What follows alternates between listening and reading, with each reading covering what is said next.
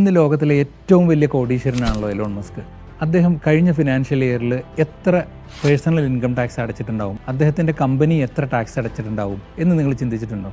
Suppose അദ്ദേഹം ഒരു Saudi പൗരനായിരുന്നെങ്കിൽ, അല്ലെങ്കിൽ അദ്ദേഹത്തിൻ്റെ കമ്പനി സൗദി കമ്പനി ആയിരുന്നെങ്കിൽ, അല്ലെങ്കിൽ ഒരു ഇന്ത്യക്കാരനോ ഇന്ത്യൻ കമ്പനികളോ ആയിരുന്നെങ്കിൽ എത്ര ടാക്സ് അടയ്ക്കേണ്ടി വന്നേനെ? നമുക്കൊന്ന് പരിശോധിച്ചാലോ.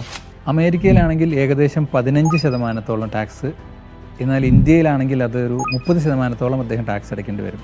എന്നാൽ സൗദി അറേബ്യയിലാവട്ടെ പേഴ്സണൽ ഇൻകം ടാക്സ് എന്നൊന്നും ഇല്ലാത്തതുകൊണ്ട് തന്നെ ഒരു ടാക്സും അടയ്ക്കേണ്ടി വരില്ല. ഇനിയിപ്പോൾ ഇത് കോർപ്പറേറ്റ് ടാക്സ് ആണെങ്കിൽ എത്രയായിരിക്കും നമുക്ക് നോക്കിയാലോ. അമേരിക്കയിലാണെങ്കിൽ ഫെഡറൽ ടാക്സ് ഏകദേശം 20%, ഇന്ത്യയിലാണെങ്കിൽ 25-നും 30-നും ഇടയിൽ. അദ്ദേഹം ഒരു സൗദി സിറ്റിസൺ ആണെങ്കിൽ 2.5% ആയിരിക്കും സക്കാത്ത് അടയ്ക്കേണ്ടി വരിക. എന്നാൽ അദ്ദേഹത്തിൻ്റെ കമ്പനി ഒരു ഫോറിൻ കമ്പനി ആണെങ്കിൽ 20% ആയിരിക്കും ടാക്സ് വരിക.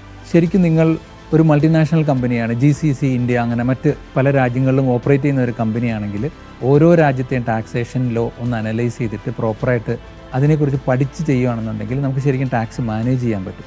അതിലൂടെ നല്ല രീതിയിൽ ടാക്സ് സേവ് ചെയ്യാൻ പറ്റും, ലീഗലായി തന്നെ, സേഫായിട്ട് തന്നെ.